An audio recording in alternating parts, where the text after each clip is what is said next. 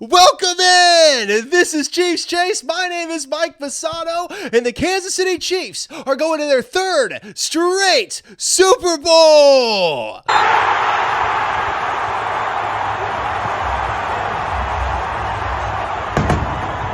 The Chiefs win the AFC Championship game against the Buffalo Bills 32-29 in what was an absolute barn burner. A game that we knew was going to be tough. We knew this was going to be a prize fight, heavyweight fight, back and forth, punch here, a punch there. I'm laying down on the ground just questioning every single moment of my life, and then I'm running around in circles too excited to know what to do with my hands. This was an exhilarating win for the Kansas City Chiefs, and now they've beaten every AFC playoff team in existence. This season, they've beaten them. They've gone to the third straight Super Bowl while looking for a three-peat. The only team to ever get past the conference championship while going for a three-peat. And the Kansas City Chiefs have solidified themselves as the best three-year stretch in the history of the NFL. Now going to their third straight Super Bowl with a chance to three-peat, being, of course, the first team in NFL history to do so. Oh my God, do we have so much to get to. One of the most exhilarating games I could ever possibly imagine. A complete and utter roller coaster from top to bottom. And give the Bills a ton of credit. Give Josh Allen a ton of credit. And that's where I'll start. And it's going to go maybe a bit of a different direction. But I want to start with Josh Allen because he put together an incredible performance. He is a phenomenal quarterback. He is a top-tier quarterback. But as we've talked about all season, there is a top tier, and then there's the Mahomes tier. He is alone at the top of the NFL as far as quarterbacks go, and that is not changing anytime soon, because as well as Josh Allen played, when it comes to winning football, when it comes to the end of the game, the end of the season, crunch time where you're either going to go to the championship or you're going to go home, Patrick Mahomes is always the man that you want at quarterback because he's the man that's going to dig deep and find a way to get it done. And that's what Patrick Mahomes did. An absolute warrior on the field, a brutal performer in every sense of the word, and even when everything might look its bleakest, Patrick Mahomes puts the shoulder down and becomes truck stick Mahomes. That's how the Kansas City Chiefs got things done in the AFC Championship game, and it's how you have to expect to get them done in the Super Bowl. An absolutely phenomenal performance by Patrick Mahomes, by Kareem Hunt, and by a bunch of other guys we're going to get to, including our boy, Xavier Worthy. We love him, and we were calling for him all year to get more touches, and now, in the moment where the Chiefs needed him the most, Xavier Worthy came out and played a phenomenal football game. We'll get to all of this, but I stick with Patrick Mahomes for the moment because what we've seen from Patrick Mahomes in Kansas City is the greatest performance I've ever seen by a quarterback over this stretch of time.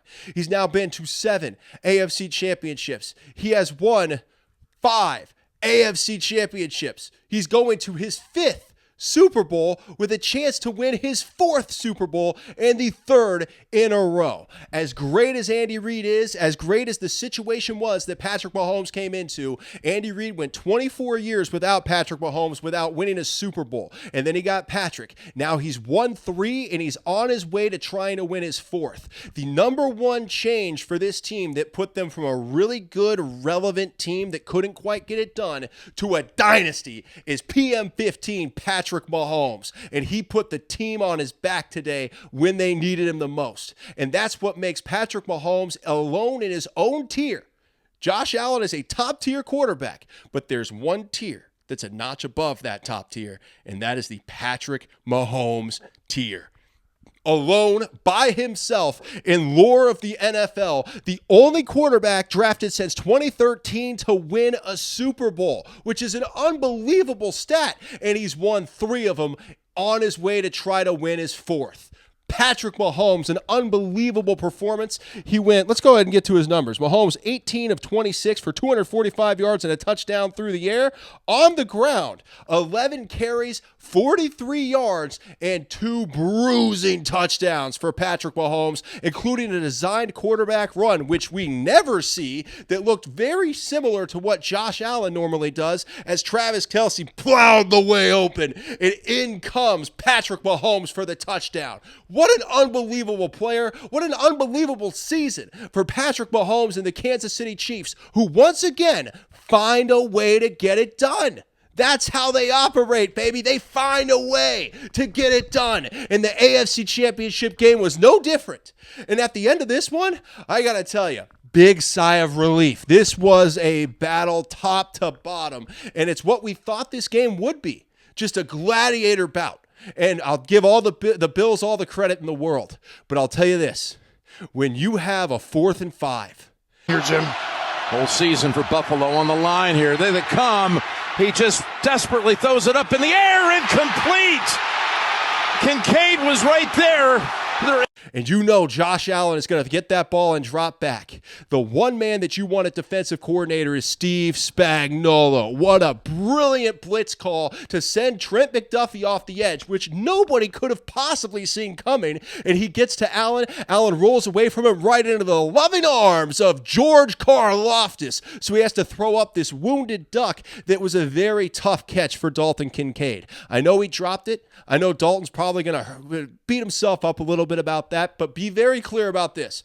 That was a very tough catch for Kincaid in a very big moment because Steve Spagnuolo brought the corner blitz, which was the ballsiest move you could possibly imagine in that case, and he did it. Spags, man. In Spags, we trust. What an unbelievably called game by Steve Spagnuolo in the big moments. And what a job by the defense to clamp down in the 4th quarter. Because that 3rd quarter, whoo boy, I was worried. Were you worried? A little bit worried. That 3rd quarter for everybody didn't feel good. But then in the 4th quarter, the Chiefs clamped down against the run. They made it a lot tougher to get those short yardage conversions for the Buffalo Bills. And then we saw them tighten down in the big moments. That's what makes the Kansas City Chiefs the Kansas City Chiefs. They tighten down in these big moments. They have the big, boisterous plays when you really need them. And that's what they came through with, whether it was Tershawn Wharton, Mike Pennell. We heard Big Mike today coming up with some big plays. Chris Jones, unbelievable. Nick Bolton. Nick Bolton's insane, man. I mean, his ability to shoot the gap and get into the backfield to stop running plays, especially when it came to Josh Allen. Allen push from behind. I think he got it. The crowd here, the far side judge says. It was awesome. Awesome top to bottom for the Kansas City Chiefs. An exhilarating win in something we cannot talk enough about. But I want to get to this guy. Kareem Hunt. What an absolutely incredible midseason addition for the Kansas City Chiefs. It's unbelievable to me that Kareem Hunt was sitting at home while 31 other teams didn't think that he could help their team. And the Chiefs, via an injury to Isaiah Pacheco, decided to call up Kareem Hunt. Hey, let's bring in Kareem Hunt. Let's do a kick the tires workout. See if he has anything left in the tank. And it turns out he's got diesel fuel. The battering ram that is Kareem Hunt took over at times in this game. And early on in the 1st quarter, he was carrying the offense. Kareem Hunt ends with 17 carries for 64 yards and a touchdown. And he was an absolute bruiser against that Buffalo Bills defense. A defense that you have to soften. You really have to soften that Buffalo Bills defense. And Kareem Hunt did it. The greatest midseason addition in the history of the NFL, Kareem Hunt. He is an absolute monster, a battering ram, and the Kansas City Chiefs leaned on him when they really needed that tough yardage, and in came Kareem Hunt to get it. That is an unbelievable addition by Brett Veach, a great situation for Kareem Hunt, and I got to tell you, I'm so happy for Kareem Hunt. What an incredible player to come into that kind of situation, off the couch, thinking your NFL career might be over.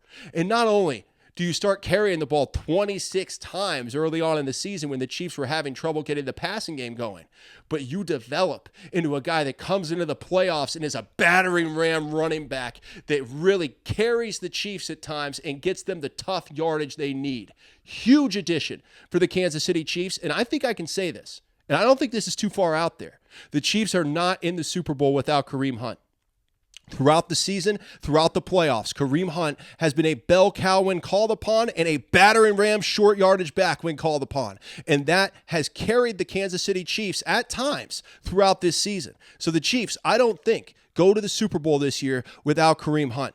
So I'm so happy for Kareem Hunt that he got that opportunity, not just for him as a human being, but for the Kansas City Chiefs to get to go back to the Super Bowl.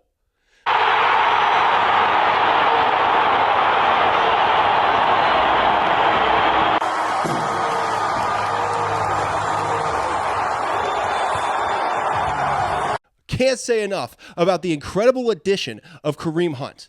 And I can't say enough about how incredible this team is. Think about this. The Kansas City Chiefs come into this league, right? They came into this year. The biggest target imaginable was on the Kansas City Chiefs' back this season. They had back-to-back Super Bowls. They had Taylor Swift up in the skybox. They have 31 of their fan base flat out hate them. Yet in the end, the Chiefs shrugged all that off, played like warriors, and they're going to their third straight Super Bowl. An incredible, wonderful feat that cannot be praised enough by everybody around the NFL to see how the Kansas City Chiefs were able to absolutely dominate their way to the Super Bowl, come up with big plays in big moments, and find a way to win in a tough situation.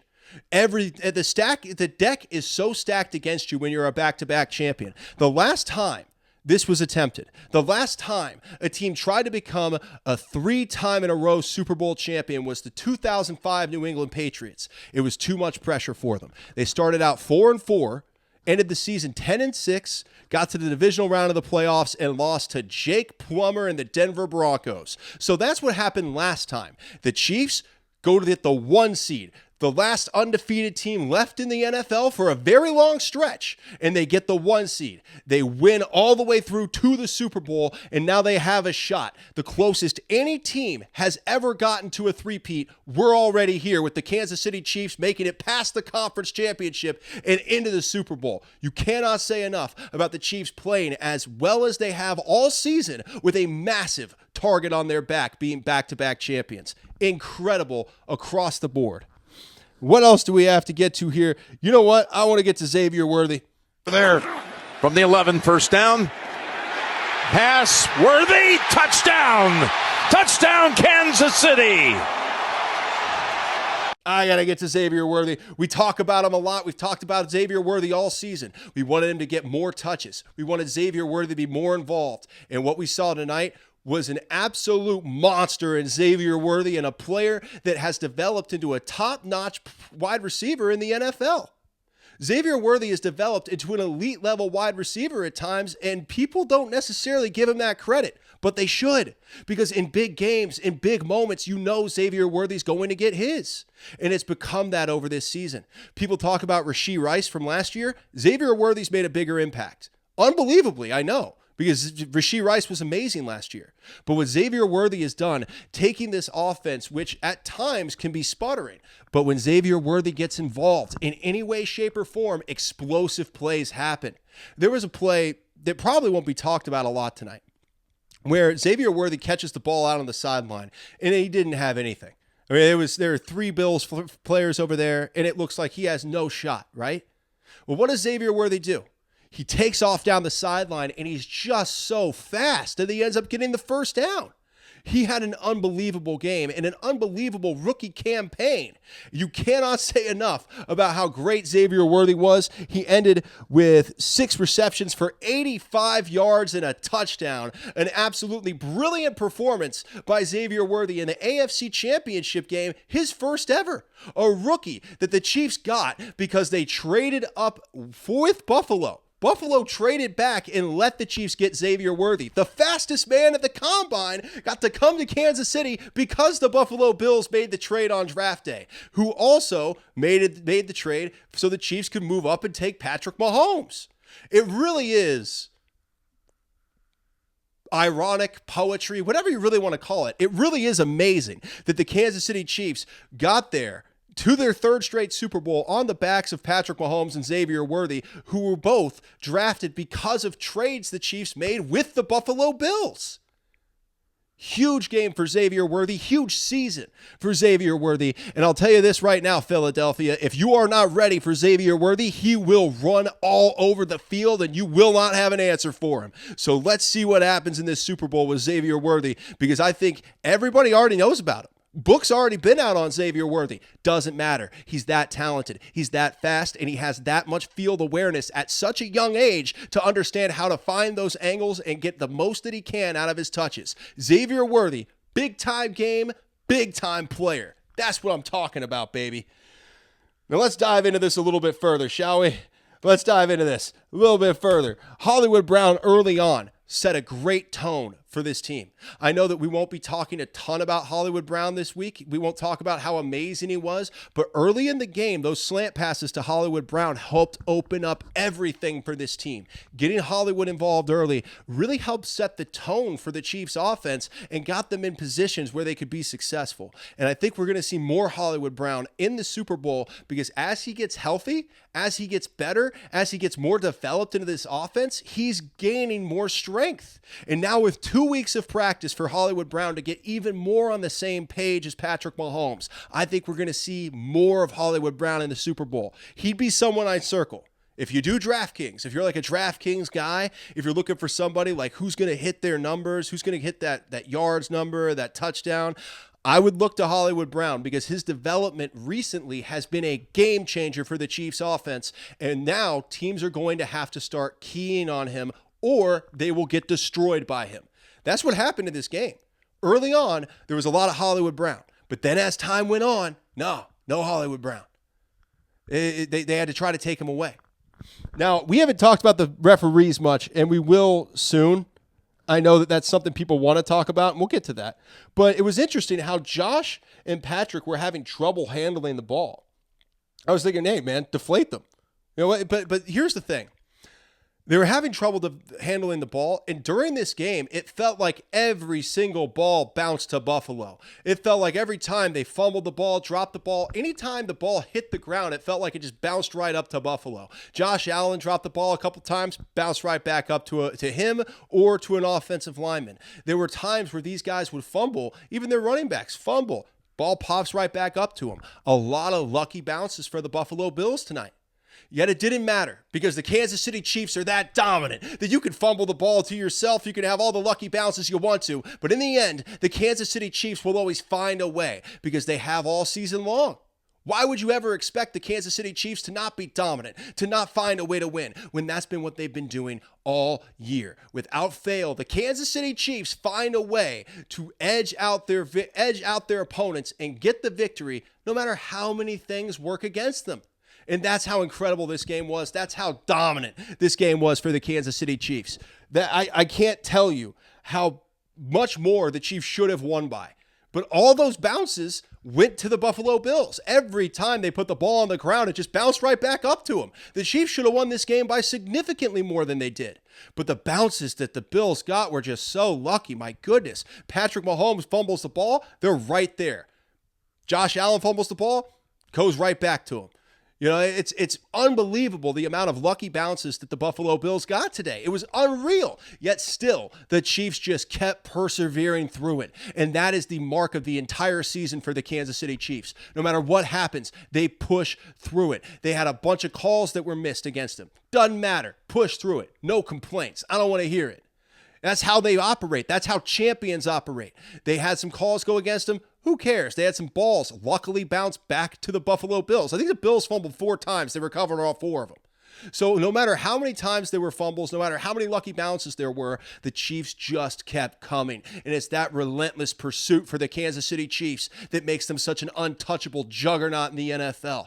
It could go the wrong way as many times as possible, but in the end, they're going to keep coming after you. They're going to keep finding ways to win. And that has to give you a ton of confidence going forward as the Chiefs go into their 3rd straight Super Bowl. Now, we talked about Xavier Worthy. He was erupting. You know, a big turning point, I think, was when the Chiefs needed a drive and they needed to score 6. It was a 4th and short, right? It was a 4th and short when the Bills had gone up. The Bills had gone up a touchdown after the fumble by Patrick Mahomes, which was a turning point. That was a worrisome moment. And then the Chiefs get the ball back. They had to score a touchdown. And there was a 4th and short. Patrick Mahomes, sprint right. He's looking, and then he just runs it in. That is exactly what you have to have if you're the Kansas City Chiefs. You need to have 4th down conversions. Pat Mahomes being able to run the ball into the end zone. That's the grit. That's the determination that you have to have in order to win this game. And the Kansas City Chiefs had it in spades. It was the best that you could ever possibly imagine.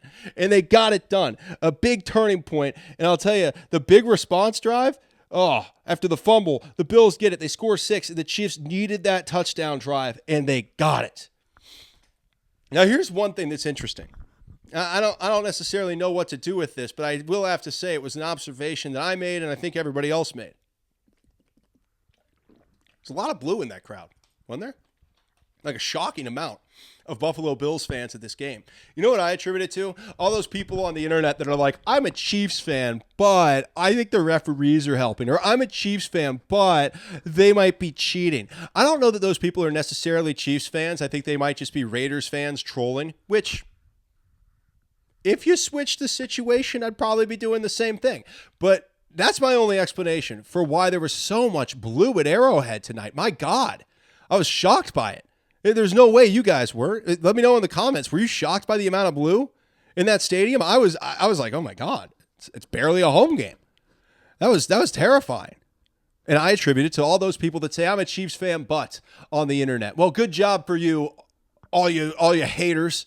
Oh, I'm a Chiefs fan, but I think this, or I don't think they're that good. I think they're overrated. All year, I got comments from people being like, well, I think the Chiefs are great. They're okay, but I just think they're overrated. All year, I had to deal with the anxiety-based fans, the people who think the next shoe is going to drop all the time, people who hate watch a Dynasty. Not anymore, because the Chiefs are going back to their third straight Super Bowl, and there isn't a thing that you can do about it. No amount of angry comments, no amount of sad emojis, no amount of calling me homophobic slurs will ever stop the fact that the Kansas City Chiefs are going back to their third straight Super Bowl, and there is not one thing that you can do to stop it. And that, my friends, is the beauty of the NFL, because all the time that you spent trying to find excuses as to why the Kansas City Chiefs aren't that good, the Chiefs use that time to keep winning, because in the end, that's all that matters. Point margin? Yeah, let's talk about point margin. How much does that matter now?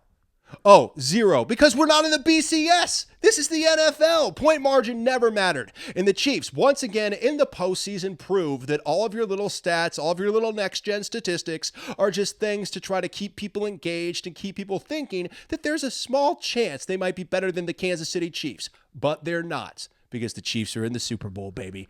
Woo-hoo-hoo! I don't even know what noise that was, but it was honest. You know what I mean?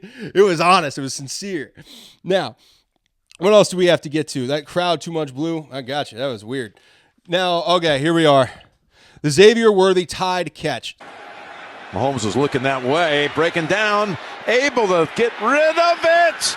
And somehow, at the end, I think the Bills, no, they're going to say Worthy has possession. Stop listening to complete morons like Tony Romo who don't understand what a catch is and think it's 2001, where if the ball touches the ground, then it's incomplete. That's not how catches work. Xavier Worthy had the ball pinned to his shoulder, the ball hits the ground, and it never moved.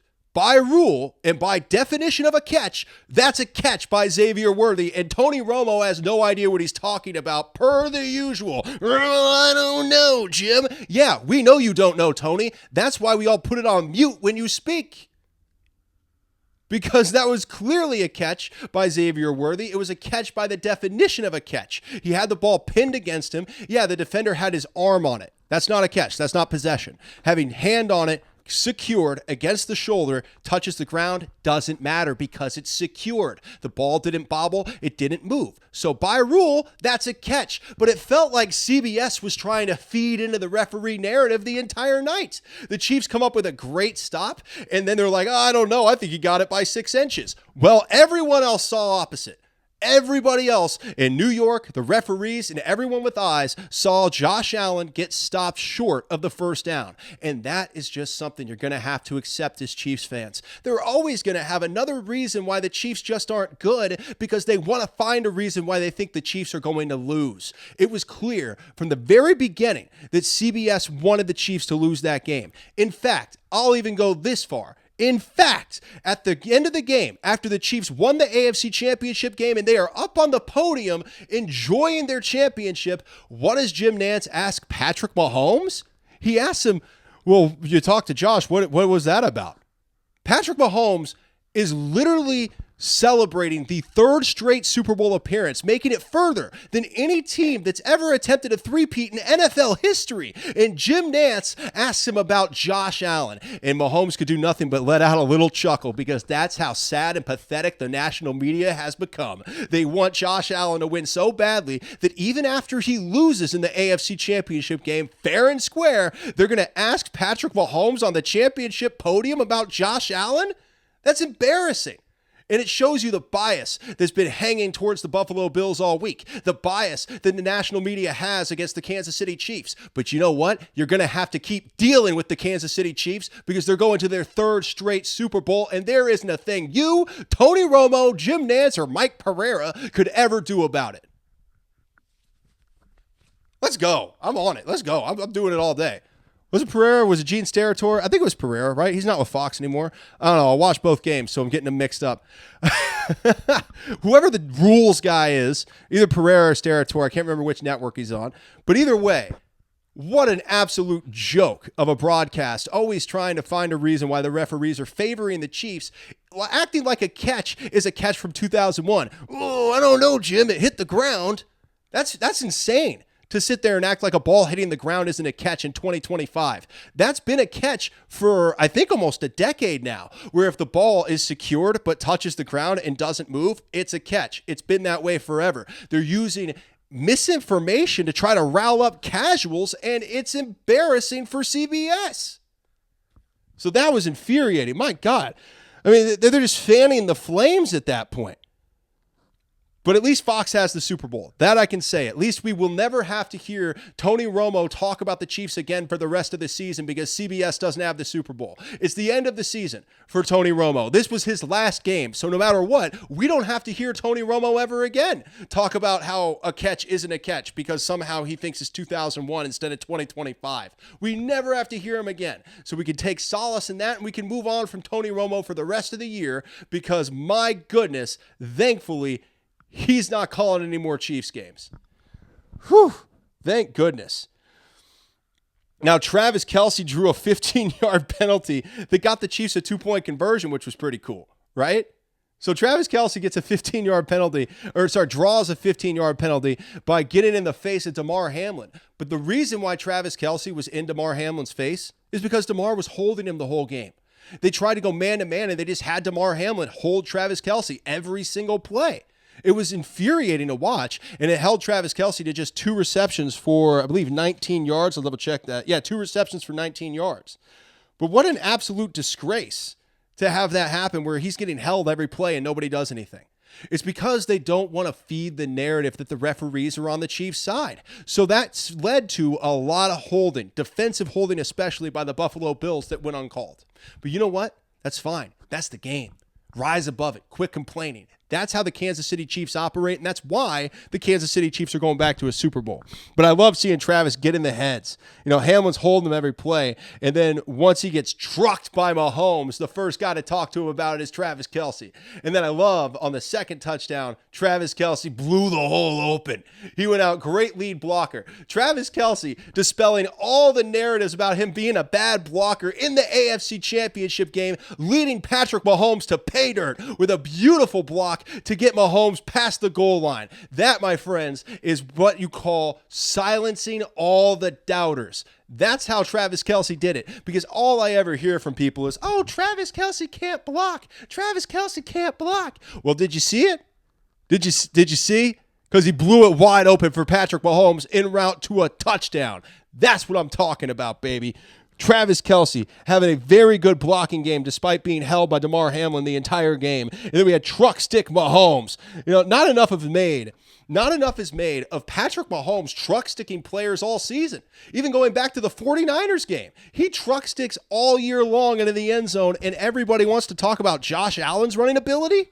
Well, guess what? On the biggest stage in the biggest game for the AFC, Patrick Mahomes put on his Superman cape and truck sticked his way to another AFC championship game, or another AFC championship, and his 3rd straight Super Bowl. So you can say what you want to about Patrick Mahomes and his rushing ability, but if you've been paying attention, you know that he can run you flat over to get into the end zone. He's been doing it all year long, and he did it again tonight for the Kansas City Chiefs. Nothing gets everyone fired up more than truck stick Mahomes, and you love to see him do it on the biggest stage possible for the AFC.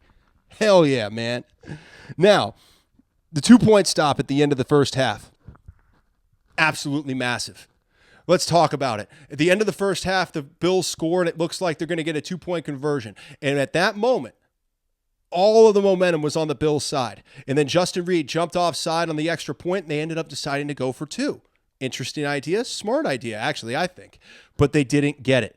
Stuffed at the line. A brilliant play by the Kansas City Chiefs, and it shifted all that momentum that the Buffalo Bills had going into halftime. It got stopped because the Kansas City Chiefs were able to shift that back after stopping a 2-point conversion and making it a 5-point game instead of a 3-point game. And they go into halftime leading 21-16 on a high note. That was huge for the Kansas City Chiefs. And one of the most impressive things I've seen all season was taking that tush push and shutting it down.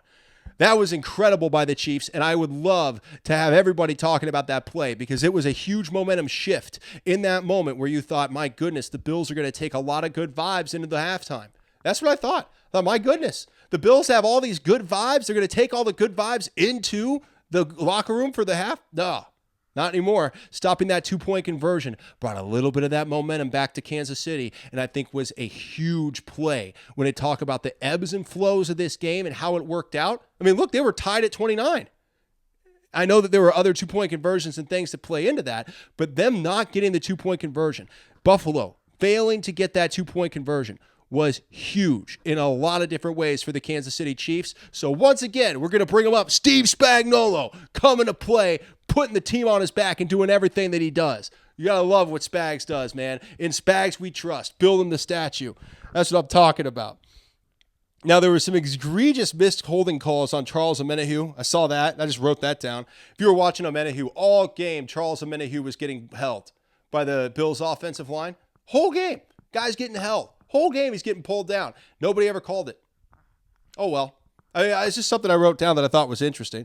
Also, false starts by the left guard. I mean, here's what I bet you don't see. Here's what I bet you will not see this week. You won't see the egregious missed holding penalties against Charles Omenihu on Instagram. You will not see them on TikTok. You will not see them posted because that's not how the narrative works. The Chiefs had plenty of calls missed in this game, but you won't hear about any of them. You'll just hear about phantom missed calls handed to the Bills. Like, what?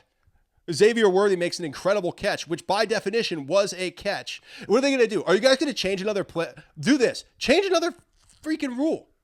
That's what happened the last time the Chiefs beat the Bills in Arrowhead in the playoffs. The NFL decided to change the overtime rule. They didn't change it when the Chiefs lost in the 2018 AFC Championship game against Tom Brady and the Patriots on a coin flip, but they did after the beloved Bills got beat by the Chiefs on a coin flip. So are they going to change the catch rule now that if it touches the ground, it's not a catch? You're going to change another rule for the betterment of the Buffalo Bills and Josh Allen? Because as much as everyone wants to believe the Chiefs are actually favored by the NFL, the facts say the Buffalo Bills get everything handed to them by the NFL, and they still couldn't get it done. That's got to sting a little bit, Buffalo. They changed the rules for you. They do everything they can to try to help you out, and you still just can't cut the mustard when it comes to playing against the Kansas City Chiefs in January. Now, the Cook touchdown, holy bleep. That 4th and goal touchdown by James Cook was one of the best runs I've ever seen in my life. You got to give him credit for that. That was one of the greatest runs I've ever seen in my entire life. That is just something I wrote down, man. One of the best touchdowns you'll ever see. And then the offense was pretty much shut down in the third quarter for the Chiefs, which was tough. Because after that touchdown was a 3-and-out for Kansas City. After that, and that was demoralizing. It came with a Hollywood Brown drop. And I remember at that moment, I thought, the Chiefs have to get Juju Smith-Schuster going. Because Hollywood Brown had a drop. Hopkins wasn't getting a lot of separation, but Juju over the middle looked like he could be pretty good. On 2nd and 7. Down the middle of the field. Again on target.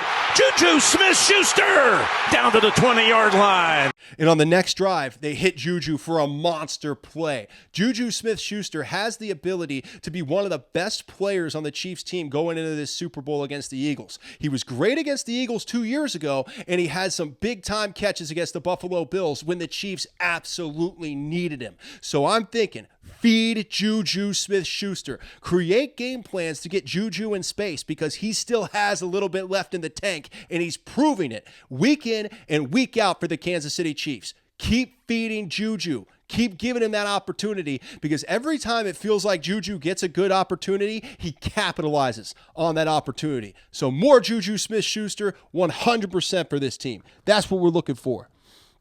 Now, the third quarter, it was a bit of a disaster. The Bills are running the ball at will. Awful quarter for Kansas City, and they had to rebound. And there was a 4th and 1 to start the fourth quarter. And that was one of those lucky bounces for the Bills. Remember, Josh Allen jumps over, reaches the ball out, smacked out. The ball just happened to bounce right into an offensive lineman's chest for the Buffalo Bills. Just another really lucky bounce for the Bills. And I'm sitting there melting down. I am melting down. It wasn't like the referees were favoring them or something like that. It was just the ball keeps bouncing to them. They fumbled, I think, 4 times, and it just kept bouncing right back to them. Whether it was Josh Allen or whether it was the running backs, they would fumble, and the ball would just luckily bounce to a teammate or bounce right back to the guy who fumbled. And that was what happened on the first play of the fourth quarter. Another one, but then another 4th and 1. And it didn't look like he got it. From the very beginning, when Nick Bolton came in there and it looked like they really stuffed him, I thought, my God, are they going to give it to him? It's so close. It's so close, but are they going to give it to him? And they come back and they say those beautiful words for Chiefs Kingdom, the call stands, which was the correct call. You can watch that from every angle, and there is not definitive evidence that Josh Allen crossed that line to get to the first down. So 100%, this was a fair game called by the referees with the Chiefs and the Bills, with calls missed on both sides. But Josh Allen did not get that first down on 4th and 1, and Xavier Worthy 100% made the catch because the ball can touch the ground as long as it doesn't move, Tony Romo, because it's not 2001, it's 2025, and you still don't know what a catch is. So the Chiefs didn't get favored in this game. They just flat out won it. And that's what you get. When you mess with the kingdom and you come in and you swing at the king, you best not miss because that king is going to their 3rd straight Super Bowl. The Chiefs beating every AFC playoff team and avenging their only legitimate loss of the season against the Buffalo Bills to move on to their 3rd straight Super Bowl, going for their 3rd straight Lombardi. And already, they're the best 3-year stretch in NFL history. And they've gotten further than any team that's ever attempted a three-peat. An unbelievable feat. And that 4th and 1 stop, oh my God, Spags got those boys fired up. We heard it during the game that he was talking about how they have to stop the run. They have to get in there. They have to stop it. And they did. They did. They turned it up and they really started swarming the ball. They started tackling well. That defense answered the bell in the fourth quarter. After a very tough third quarter where the Bills felt like they were running at will, the Chiefs stepped it up and they started stuffing the Buffalo Bills, including Josh Allen on that 4th and 1, because that's what Spags does. He fires these guys up. He inspires them. And then he dials up blitzes, dials up different coverages to confuse the offense, and the Chiefs defense put the clamps down on the Buffalo Bills, including on that 4th and 5, which was awesome.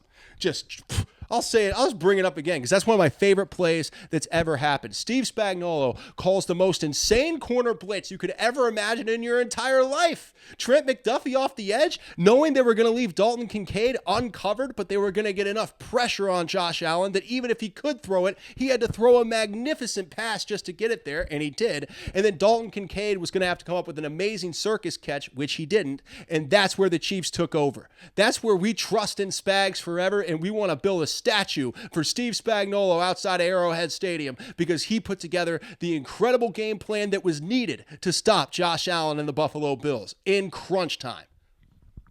That's what I'm talking about, man. What a great play.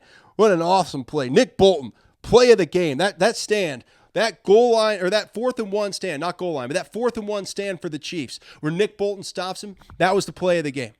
And a lot of people thought he got over. He didn't. I saw it. He didn't get over. It was close. It was like that close. But you could not overturn that call. Frankly, you just couldn't. And if you're going to go for it on 4th and 1, you better really get it. Like, that's a rule in the NFL. Like, if it's close on a 4th and 1, they're usually not going to give it to the offense because it's a 4th and 1. If you can't get it definitively, they're going to call it for the defense every time. And that's what happened. Unbelievable play by the defense and by Nick Bolton especially. Now, Mahomes' touchdown run in the fourth quarter, that touchdown run in the fourth quarter by Patrick Mahomes was the stuff of legend. That's the stuff that you see written in the caves in drawings that you have to decipher. To see Patrick Mahomes run roughshod in a designed quarterback run following Travis Kelce, who's breaking all the allegations up of him not being able to run block because he plowed his way through as Patrick Mahomes followed him to pay dirt in what was a legendary football play for a legendary football player that we're going to be talking about for years and years. We're going to be talking about that amazing run by Patrick Mahomes to get into the end zone and be an absolute monster. I cannot believe the amazing plays that we saw Patrick Mahomes make today. The gritty warrior plays that we saw Patrick Mahomes make against the Buffalo Bills. It's what everyone talks about when you talk about the greatest quarterbacks of all time. It's not about regular season stats. It's not about what you did in week 13. It's what do you do when the game is on the line? How do you pull it out when all the stakes are on you? Everything's on your shoulders and you have to go make a play happen to go to the Super Bowl. And Patrick Mahomes answered the call. He answered the bell 1,000%, running right behind his Hall of Fame tight end Travis Kelce. And no matter how much everybody hates it, no matter how much everybody wants to doubt it, and no matter how much anyone wants to say that they shouldn't be there, the Kansas City Chiefs and Taylor Swift are going to New Orleans.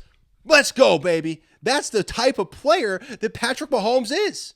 He puts the team on his back and puts on the Superman cape when he needs to. And that's why people don't like him. They don't like big-time players and big-time performers. People love mediocrity. They hate big-time performers, but that's what Patrick Mahomes is. Now, Travis in the fourth. That was nice. Xavier Worthy. I mean, here's the thing. I'll say this about Xavier Worthy. Xavier Worthy is...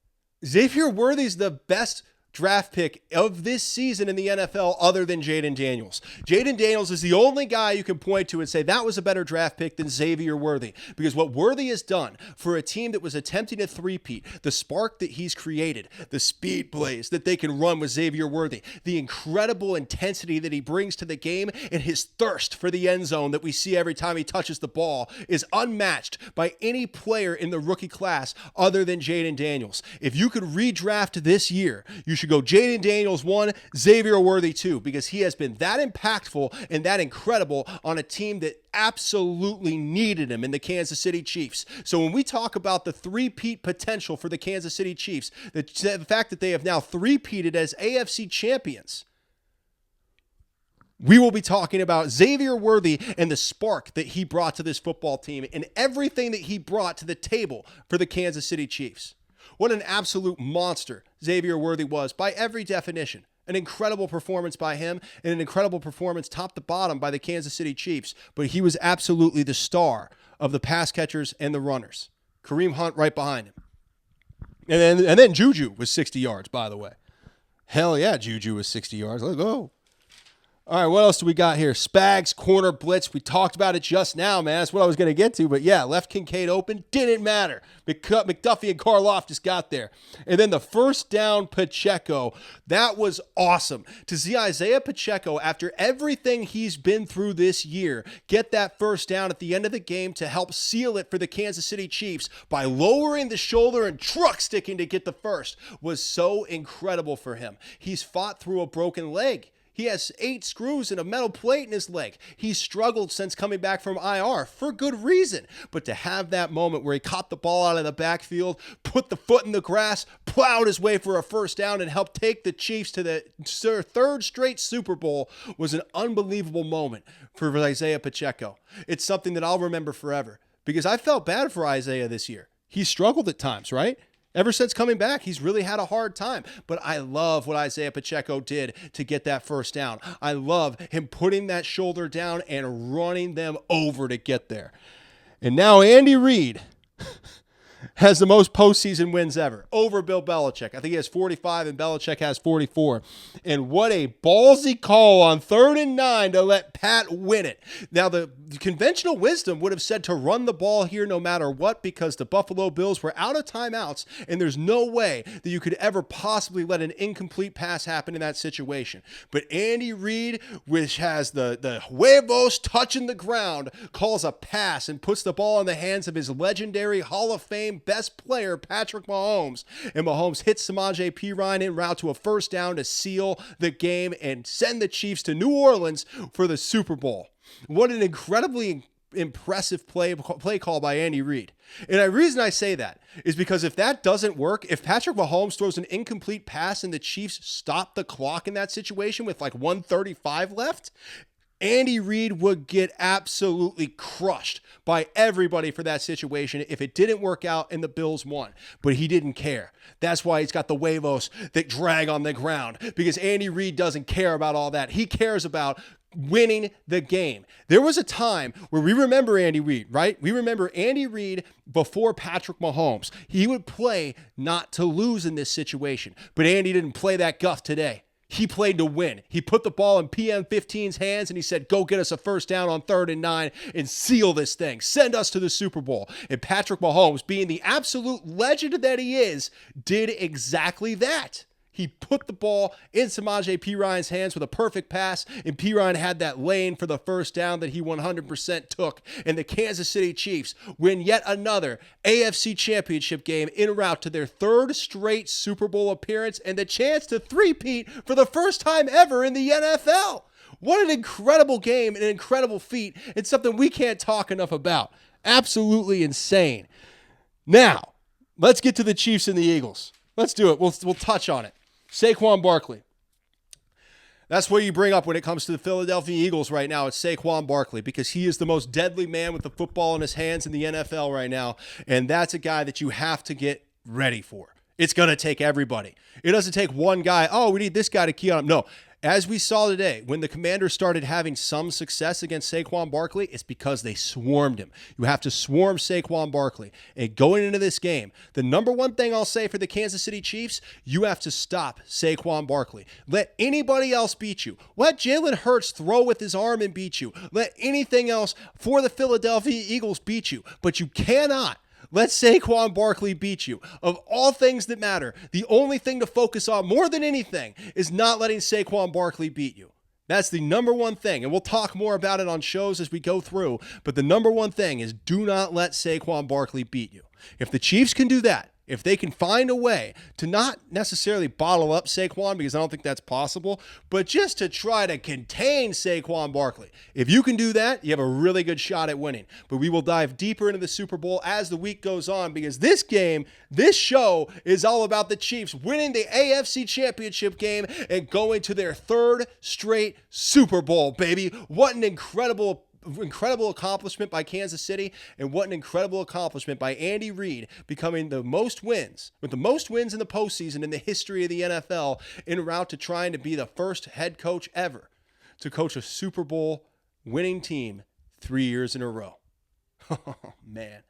This has been an incredibly fun show, guys. Thank you so much for listening. Thank you so much for being here. This has been Chiefs Chase. We're at episode 40-something, and we've been here all season. For those of you who have been here all season, thank you. I love you. Thank you for being here. For those of you who are new, thank you. I love you. Thank you for being here. But this is something we've been talking about all year. We've had the passion for it all year. We've had the excitement for it all year, and it's only going to get better. I cannot wait to enjoy this Super Bowl run with you and get us all the way to New Orleans, seeing what is going to happen in this game. But right now, I'm going to enjoy this one, and I hope you do too. I'm Mike Bassano. This has been Chiefs Chase. I love you guys, man. Thank you so much, and have an awesome week. I'll see you on the midweek blitz.